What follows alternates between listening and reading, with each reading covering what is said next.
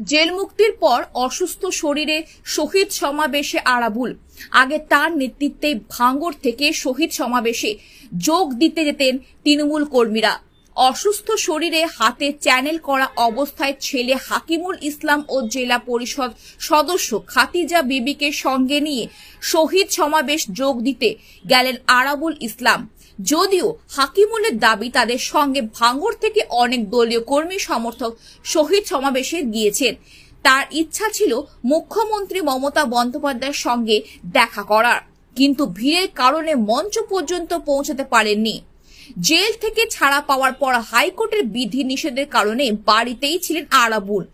জ্বর সর্দি কাশি নিয়ে 4 দিন আগে চিনার পার্কের একটি বেসরকারি হাসপাতালে ভর্তি হন তিনি।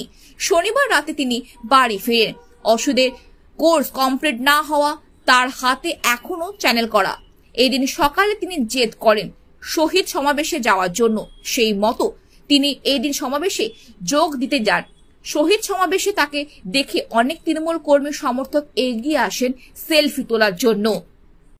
তারা হয়তো বৃষ্টির জন্য এখন ফাঁকা ফাঁকা লাগছে, কিন্তু হাজারে হাজারে মানুষ তারা 21শে জুলাই মমতা বন্দ্যোপাধ্যায়ের এই প্রোগ্রাম মানুষের একটা আবেগ, সেই আবেগপূর্ণ প্রোগ্রাম এখানে লাখো লাখো মানুষ আমরাও এসে অসুস্থ থাকলেও নিজে চলে চাই। এই দিনটাকে আমরা স্মরণীয় দিন হিসাবে